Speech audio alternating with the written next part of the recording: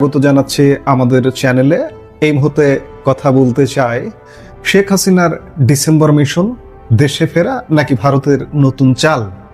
দর্শক, এই মুহূর্তে শুধু বাংলাদেশ দূর কি বাত, সারা পৃথিবীর গণমাধ্যমগুলো, সোশ্যাল মিডিয়া, চায়ের আড্ডায় একটি আলোচনা, শেখ হাসিনা আসছেন, শেখ হাসিনা ফিরছেন, ডিসেম্বরে ফিরছেন। এই আলাপটা ততক্ষণ পর্যন্তই হতেই থাকবে। এই আলাপটি আসলে বাদ দেওয়া যাবে না। যতক্ষণ তিনি না ফিরছেন ততক্ষণ আলাপের রাস্তায় আমরা হাঁটছি। আমরা ওই আলাপ থেকে দূরে থাকতে পারছি না। প্রতিদিনই নানাভাবে আলাপ করতে হচ্ছে, বিশ্লেষণ করতে হচ্ছে।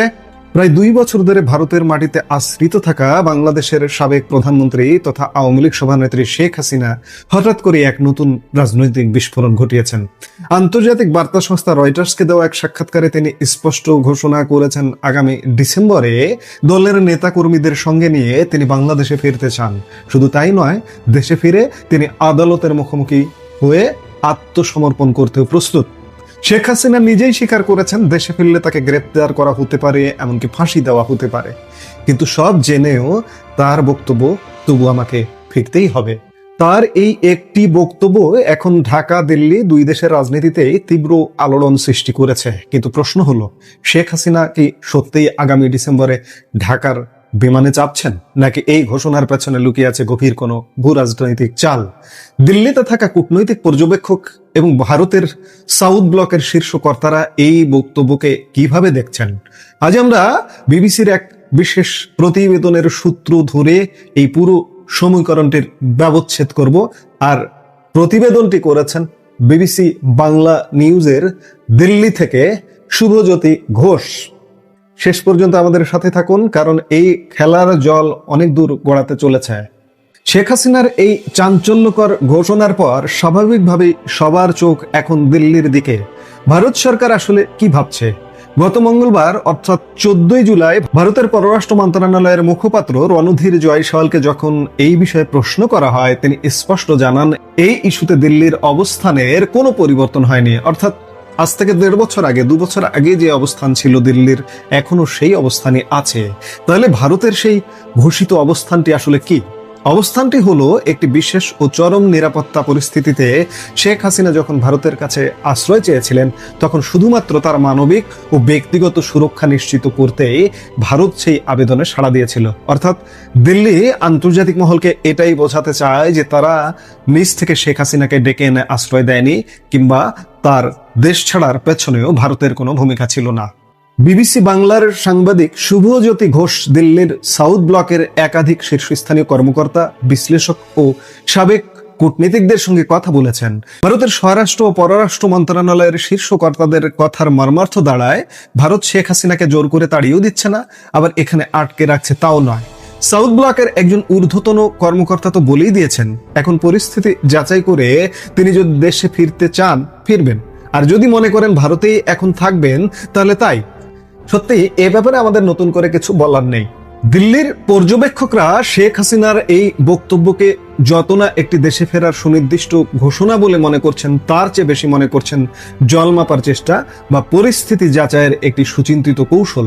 বাস্তবতা হলো, গত 1.5 বছরেরও বেশি সময় ধরে শেখ হাসিনাকে প্রত্যর্পণ করার জন্য বাংলাদেশ সরকারের আনুষ্ঠানিক অনুরোধ বা নোট ভার্বালের কোনো জবাব না দিয়ে ভারত সেটিকে ঝুলিয়ে রেখেছে।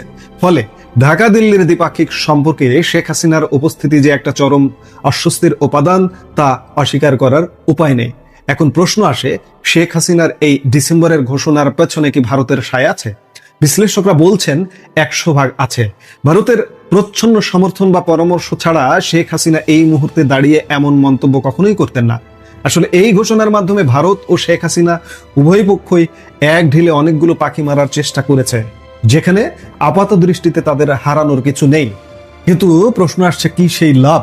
প্রথমত, শেখ হাসিনা যদি সত্যি ডিসেম্বরে ফিরে আসেন, তবে ভারতের কাঁধ থেকে গত 2 বছর ধরে চলা একটি বড় কূটনৈতিক অস্বস্তির বোঝা নেমে যাবে। বাংলাদেশের সাথে সম্পর্ক স্বাভাবিক করা দিল্লির জন্য সহজ হবে। দ্বিতীয়ত, তিনি যদি শেষ পর্যন্ত কোনো কারণে নাও ফেরেন, তাহলে ভারত আন্তর্জাতিক মঞ্চে বুক ফুলিয়ে বলতে পারবে শেখ হাসিনা তো নিজে থেকেই ফিরতে চেয়েছিলেন, কিন্তু বাংলাদেশ সরকার তার ফেরার জন্য অনুকূল ও নিরাপদ পরিবেশ তৈরি করতে পারেনি বলেই ভারত তাকে মানবিক কারণে রেখে দিতে বাধ্য হচ্ছে। অর্থাৎ বলটি এখন চতুরতার সাথে বাংলাদেশ সরকারের কোর্টে ঠেলে দেওয়া হয়েছে। এবার আসা যাক শেখ হাসিনার নিজস্ব হিসাব কিতাবে। দিল্লিতে থাকা প্রবীণ রাজনৈতিক বিশ্লেষক এবং বাংলাদেশ ওয়াচার জয়ন্ত রায় চৌধুরী ও ঢাকার সাবেক ভারতীয় হাই কমিশনার পিনাক রঞ্জন চক্রবর্তীর বিশ্লেষণ থেকে শেখ হাসিনার মূলত তিনটি উদ্দেশ্য পরিষ্কার বোঝা যায়। এক, নেতাকর্মীদের মনোবল চাঙ্গা করা। গত 2 বছর ধরে বাংলাদেশের মাটিতে আওয়ামী লীগের তৃণমূল কর্মীদের একটা বড় ক্ষোভ ছিল যে তাদের নেত্রী তাদের বিপদের মুখে ফেলে নিজে নিরাপদে বিদেশে পালিয়ে গেছেন। দেশে একের পর এক দলীয় কার্যালয় ভাঙচুর, হামলা মামলা হয়েছে, কিন্তু শীর্ষ নেতৃত্ব পাশে ছিল না। এখন দেশে ফেরার একটি নির্দিষ্ট দিনক্ষণ ঘোষণা করে শেখ হাসিনা কর্মীদের বার্তা দিলেন তিনি তাদের পাশে আছেন। এই 1 নম্বর প্রসঙ্গে একটি কথা এখানে উল্লেখ করা হয়েছে, বিবিসি বাংলা করেছে। শেখ হাসিনার পালিয়ে যাওয়ার শব্দমালা ব্যবহার করা হয়েছে, কিন্তু শেখ হাসিনা আসলে পালিয়ে যায়নি। বাংলাদেশ সরকারের ব্যবস্থাপনায়, বাংলাদেশ সেনাবাহিনীর ব্যবস্থাপনায় ভারতে গেছেন, ভারত তাকে প্রধানমন্ত্রী হিসেবে রিসিভ করেছেন।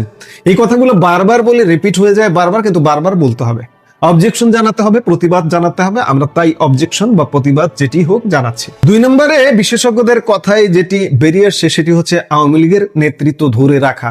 এই কথাটি শুধু আজকে বিবিসিতে না, এটি একাধিক আন্তর্জাতিক গণমাধ্যমে আমিও এটি নিয়ে আলাপ করেছি যে নেতৃত্বটাকে ধরে রাখার কারণেও শেখ হাসিনা ফিরতে চাইছেন।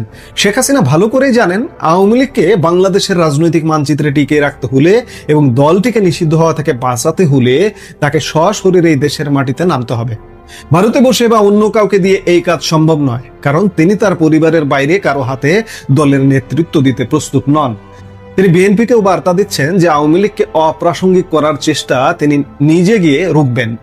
3, বিচারের স্বচ্ছতা নিয়ে চাপ সৃষ্টি। অন্তর্বর্তী সরকারের আমলে গঠিত ট্রাইব্যুনালে শেখ হাসিনাকে যে মৃত্যুদণ্ড দেওয়া হয়েছে, আওয়ামী লীগের চোখে তা ত্রুটিপূর্ণ ও রাজনৈতিক উদ্দেশ্য প্রণোদিত। আওয়ামী লীগ ছাড়াও সাধারণ মানুষ, আমরা যারা সাধারণ মানুষ, আমাদের চোখেও এই বিচারটি ত্রুটিপূর্ণ, কারণ এই আদালতটি এই বিচারের জন্য ছিল না। 71-এর মানবতা বিরোধী অপরাধীদের বিচারের আদালতকে পুরো পাল্টিয়ে ফেলে এই বিচারের জন্য তৈরি করা হয়েছে। মজার বিষয় হলো ভারতও এই বিচার প্রক্রিয়াকে ত্রুটিপূর্ণ মনে করছে। এখন আদালতে আত্মসমর্পণের কথা বলে শেখ হাসিনা বার্তা দিচ্ছেন যে তিনি বিচার মানতে রাজি, তবে রাষ্ট্রকে সুষ্ঠু ও অবাধ বিচারের নিশ্চয়তা দিতে হবে। বাংলাদেশে কাজ করে যাওয়া সাবেক হাই কমিশনার পিনাক রঞ্জন চক্রবর্তীর মতে শেখ হাসিনা ফিরলেই তাকে সরাসরি ফাঁসিতে ঝোলানো এত সহজ হবে না। তিনি হয়তো মৃত্যুদণ্ডের বিরুদ্ধে আপিল করবেন এবং বিচার চলাকালীন তাকে সুরক্ষার স্বার্থে সেনানিবাসে রাখা হতে পারে। আর এই নিরাপত্তা নিশ্চিত করার জন্য পর্দার আড়ালে দিল্লি যদি ঢাকার সঙ্গে দর কষাকষি শুরু করে, তবে অবাক হওয়ার কিছু থাকবে না। কিছু একটা হচ্ছে, বাংলাদেশের সেনাবাহিনীর সাথে হোক আর যে কোনো পর্যায়ে হোক, কিছু একটা হচ্ছে, নইলে শেখ হাসিনা এত জোরালো ঘোষণা দিতেন না।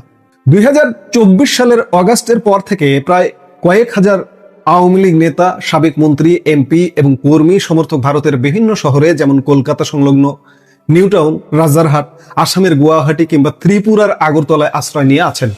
শেখ হাসিনার এই ঘোষণার পর তাদের প্রতিক্রিয়া কি? বিবিসি বাংলা যখন এই নেতাকর্মীদের সাথে কথা বলে তখন মিশ্র ও কিছুটা আশঙ্কাজনক চিত্র উঠে আসে। নেতাকর্মীদের একাংশ মনে করেন বাংলাদেশ সরকার মুখে যাই বলুক শেখ হাসিনা দেশে ফিরুন, এটা তারা মোটেই চায় না। কারণ শেখ হাসিনা ফিরলে বাংলাদেশের জটিল রাজনৈতিক পরিস্থিতি আরো বেশি অস্থিতিশীল হয়ে উঠতে পারে, যা বর্তমান প্রশাসন বা বিএনপি ঝুঁকি হিসেবে দেখবে, বা বিএনপির এটি কন্ট্রোল করবার মতো কতটুকু সক্ষমতা আছে সেটি $1 বিলিয়ন প্রশ্ন। কিন্তু যদি শেখ হাসিনা সত্যিই ডিসেম্বরে ঢাকার বিমানে ওঠেন, কতজন নেতাকর্মী তার সাথে ঠিক ফিরবেন? এখানেই তৈরি হয়েছে বড় সংশয়। কিছু কর্মী আবেগী হয়ে বলছেন নেত্রী ফিরলে প্লেন বোঝাই করে নেতাকর্মীরা তার সঙ্গী হবেন, কিন্তু বাস্তববাদী ও সাবেক ক্যাবিনেট মন্ত্রীদের একজন বিবিসিকে যা বলেছেন তা বেশ চমকপ্রদ। তার মতে শেখ হাসিনার আন্তর্জাতিক পরিচিতি ও রাজনৈতিক প্রোফাইল অনেক বড়। তার বিচার হলে সারা দুনিয়া ও আন্তর্জাতিক মিডিয়ার নজর থাকবে, কিন্তু সাধারণ বা মাঝারি সারের নেতারা দেশে পা রাখলেই তো মিথ্যা মামলায় জেলে পুরে দেওয়া হবে।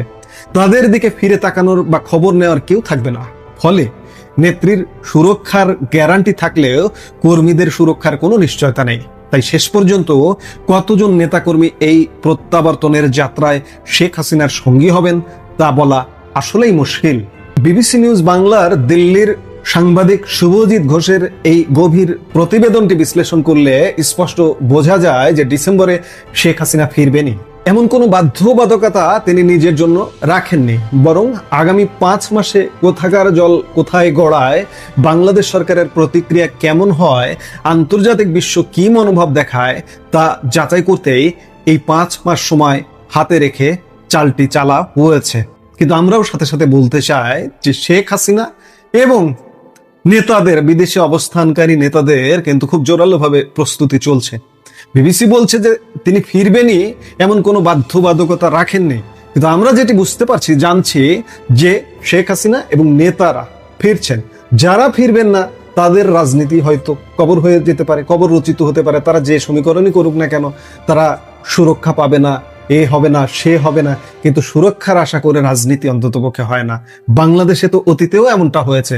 কতজন এভাবে বিদেশে গিয়ে আশ্রয় নিয়ে দিনের পর দিন ছিল, বাংলাদেশের মাটিতেই ছিল, হয়তো আন্ডারগ্রাউন্ডে ছিল, আত্মগোপনে ছিল, কিন্তু আজকে নয়া পৃথিবীতে বিদেশ গমন একটা ট্রেন্ড হয়ে গেছে। আজকে বলতেই হয় যে এই যে শেখ হাসিনার ফেরা, আওয়ামী লীগের রাজনীতি, এটি যেমন শেখ হাসিনার রাজনৈতিক অস্তিত্বের লড়াই, তেমনি দিল্লির জন্য এক বিরাট কূটনৈতিক চাল।